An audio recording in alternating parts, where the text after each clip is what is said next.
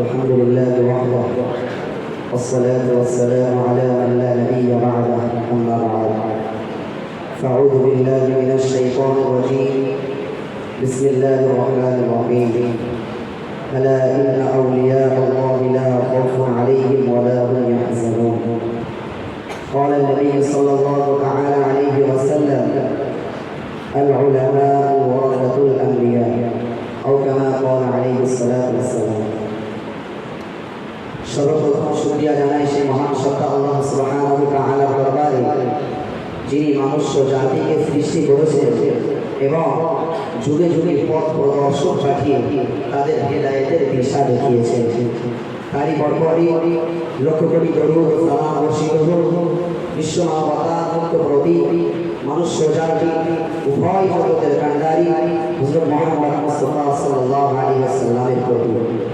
সম্মানিত আজকের এই আলোচ্য সুসজ্জিত অনুষ্ঠানে সমাধান সভাপতি উপস্থিত অনুপস্থিত সকল শ্রদ্ধেয় ওস্তাদ জাকিরুল্লাহ, সর্বোপরি আমাদের সকলের মাথা মুকুট সেরেতাজ মহান মুফতি সাহেবুল কেবলা এবং আমার সম্মুখ উপস্থিত সর্বস্তরের জ্ঞান বিকশী শ্রোতা মণ্ডলী, শ্রেণী বিশেষ সকলকে আন্তরিক সালাম ও শুভেচ্ছা জানিয়ে মরহুম মুফতি শামসুদ্দিন হাফেজ শামসুর রহমান হুজুর রহমাতুল্লাহ আলাইহি সংগ্রামী জীবন সম্পর্কে কিছু কথা আলোকপাত করবার জন্য আমি দণ্ডায়মান হয়েছি।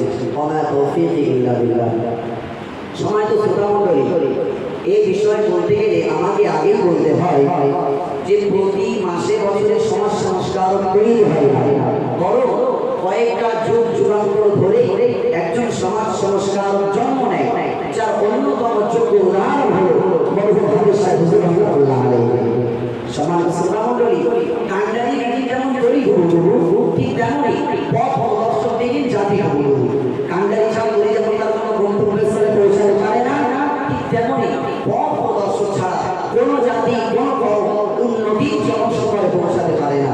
তাই তো বাংলার একটি সংস্কৃতচ্ছন্ন জাতিকে সঠিক পথের দিশা দেখাতে নিজের জীবনকে উৎসর্গ করেছেন মরহুম হাফেজ সাহেব হুজুর রহমাতুল্লাহ আলাইহি। প্রিয় শ্রোতা মণ্ডলী, আমরা যদি তার প্রাথমিক জীবনের দিকে দৃষ্টিপাত করি তাহলে দেখতে পাবো তিনি এমন এক হতদরিদ্র পরিবারে জন্মগ্রহণ করলেন যেখানে শিক্ষার আলোটা কত দূরের কথা, নিজেদের জীবন বাঁচানোর কারণে কর্মে লিপ্ত হওয়া অপরিহার্য হয়ে যায়। ঠিক এমন একটি সহায় সাংগঠনিক পরিবারে জন্মগ্রহণ করে মাত্র 7 বছর বয়সে নিজের পিতাকে হারিয়ে এতিম হয়ে গেলেন। একদিকে চরম পর্যায়ের দারিদ্রতা, অন্যদিকে অভিভাবকের পরিবার। কি দায়িত্ব নেবে সংসারে, কি হবে পরিবারের রক্ষক? মাত্র 10 বছর বয়সের মধ্যেই সংসার চালানোর এই কঠিন দায়িত্ব নিজের কাঁধে তুলে নিয়ে অন্যের বাড়িতে রাখালিয়া দাসত্বগিরি করে পরিবারের সদস্যদের মুখে দুবেলা অন্ন তুলে দিতে লাগলেন। কিন্তু আশ্চর্যের বিষয়, সারাদিন বিরাম পরিশ্রম করে সন্ধ্যার পর তিনি চলে যেতেন গ্রামের কোরআন শিক্ষা কেন্দ্রে, সেখানে কোরআনের তালিম নিতে, যার ফলে মনিবটাকে বকাঝকা করলেন, এমনকি মনিবের হাতে মার খেয়ে আঘাতপ্রাপ্ত হয়েও কোরআনের মহব্বত থেকে কোরআনের শিক্ষা থেকে একদিন দূরে সরে যাবেন। আল্লাহর কি কারিশমা, কোরআনের মহব্বতের খাতিরে আল্লাহ তাকে গোলামীর শৃঙ্খল থেকে মুক্ত করে দিয়ে শিরো শিক্ষকের তত্ত্বাবধানে হিজরার পরিস্থিতি তৈরি করে দিলেন। কিন্তু তাদের পরিবার চিন্তা, অভিভাবক পড়াশোনার খরচ আর আনুষঙ্গিক প্রয়োজনীয়তা না জোগাতে পেরে তিনি কিলোমিটারের পর কিলোমিটার, মাইলের পর মাইল পায়ে হেঁটে হেঁটে শিক্ষা অর্জন করলেন। পরবর্তীতে মুসানাদের জামানের মতাদর্শের আলোকে হুজুর আল্লামা আমিন রহমাতুল্লাহ আলাইহি লিখিত কিতাবের উপরে স্টাডি করলেন।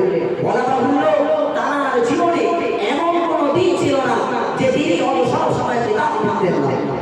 সমাজের শ্রোতা মণ্ডলী, তিনি যখন যৌবনে পদার্পণ করলেন তিনি দেখলেন বাংলার জাতি কুসংস্কারের মধ্যে আচ্ছন্ন।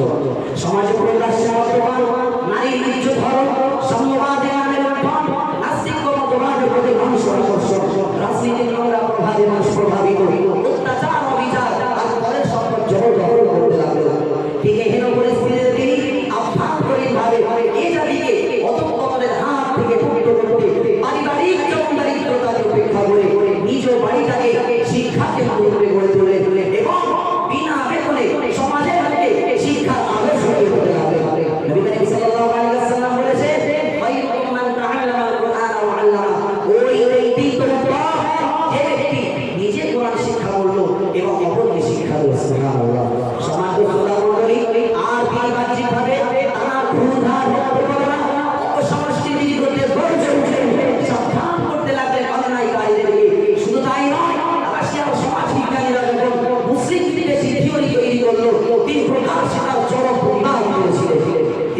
জীবনের ঝুঁকি হওয়ার কথা বলতে তাহলে বিরোধী করতে হবে গুলি তোমার ভয় আর হাইজাক করার সাথে কোনো বাধা তাকে কোনোদিন ঢুকতে পারে না। সমাজের শ্রোতা মণ্ডলী আর এই প্রসঙ্গে তো গুরুত্ব আজকাল কোরআন জানিয়েছে ইউজাহিদুনা ফি সাবিলিল্লাহি ওয়া লা ইয়াখাফুনা লাওমাতা লাইম। যারা আল্লাহর রাস্তায় জিহাদ করে তারা কোনোদিন সারকে ভুলতে পারে না। সমাজের শ্রোতা মণ্ডলী শুধু এখানে শেষ নয়, তিনি যখন দেখলেন পশ্চিমা আলেমরা সিলসিলায়ে মুসান্নাফিল জামানের মতাদর্শে মূল উৎপাদনের চক্রান্ত শুরু করলো। তারা বলতে লাগলো পীর মারা যাবে না, আখিরি জোহর পড়া যাবে না, কিয়াম করা যাবে না ইত্যাদি নানাবিধ বিষয়টা যখন ফতোয়াবাজি শুরু করলো, যার ফলে সমাজে অশান্তির বাতাবরণ তৈরি হলো, সমাজের মধ্যে নানা ফাসাদ সৃষ্টি হলো। ঠিক এই কঠিন পরিস্থিতির মোকাবেলায় তিনি সংস্কারমূলক জোরালো বক্তব্যের দ্বারা হুজুর রাহমাতুল্লাহ আলাইহি লিখিত কিতাবের দলিলের নিরিখে মুসান্নাফিল জামানের মতাদর্শের সত্যতা প্রমাণ করেছিলেন। কেবল এখানে নয়, মুসান্নাফিল জামানের মতাদর্শকে ঐক্যবদ্ধভাবে টিকিয়ে রাখতে তিনি একাঞ্চলে মুসলিম বুদ্ধিজীবী আলেম ওলামাদেরকে নিয়ে তিনি সংগঠন প্রতিষ্ঠা করলেন সুন্নাত ওয়াল জামাত নামক, যে সংগঠন আর শুধু 24 পরগনাতে নয় কিংবা শুধু পশ্চিম বাংলাতে নয়, আমাদের বহির রাজ্যে আসাম ত্রিপুরা জেলা সহ এই ভারতবর্ষে একাধিক রাজ্যে প্রভাব বিস্তার। সম্মানিত শ্রোতা মণ্ডলী, প্রিয় শ্রোতা মণ্ডলী, তিনি যখন পাঠ্যক্রমে উপনীত হলে তিনি দেখলেন মুসান্নাফিল জামানের মতাদর্শকে যদি টিকিয়ে রাখতে হয় তারা পীর রাহমাতুল্লাহ আলাইহির সিলসিলাকে যদি পরবর্তী প্রজন্মের কাছে পৌঁছে দিতে হয় তাহলে মুসান্নাফিল জামানের মতাদর্শের আলোকে ইলমে নওয়াবির প্রতিষ্ঠান প্রতিষ্ঠিত করতে হবে। তাই তো তিনি বাংলার দিকে ইলমে নওয়াবির প্রতিষ্ঠান প্রতিষ্ঠিত করার সিদ্ধান্ত নিলেন। তার জীবনের প্রথম মাদ্রাসা বৈজ্ঞান আদর্শ হিফজুল কোরআন মাদ্রাসা এবং তার জীবনের সেরা প্রতিষ্ঠিত প্রতিষ্ঠান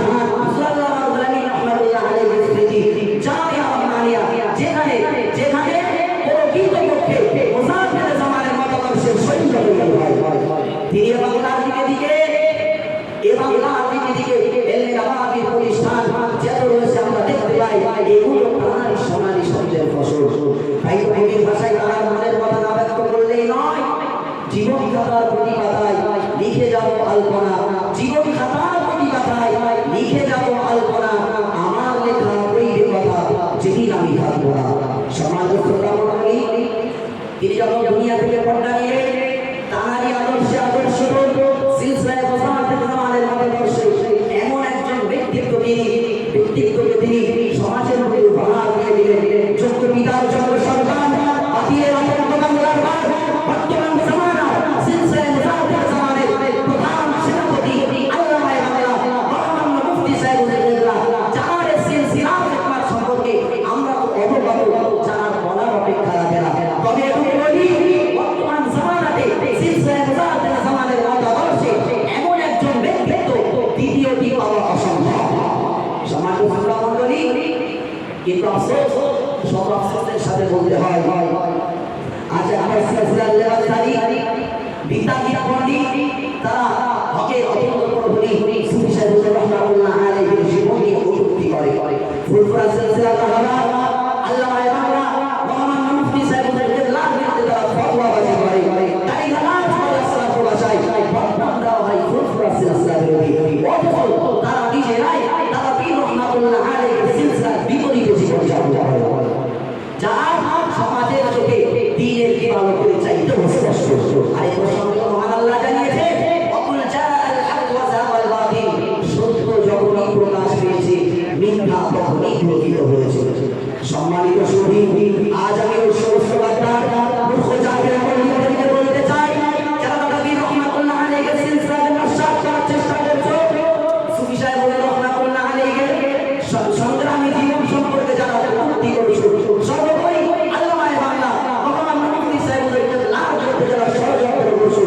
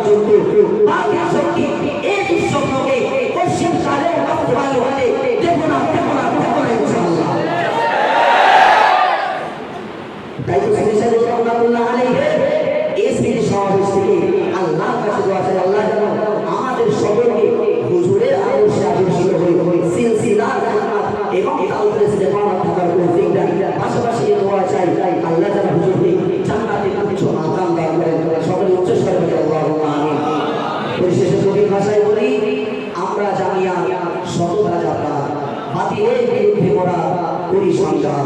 দাদা পীরের সিলসিলাকে বাঁচাতে যদি জীবন দিতে হয়, দাদা পীরের সিলসিলাকে বাঁচাতে যদি জীবন দিতে হয়, রক্ত সাগর পাড়ি দেবো তবু করবো না ভয়। আমিন ইয়া রাব্বাল আলামিন। আল্লাহ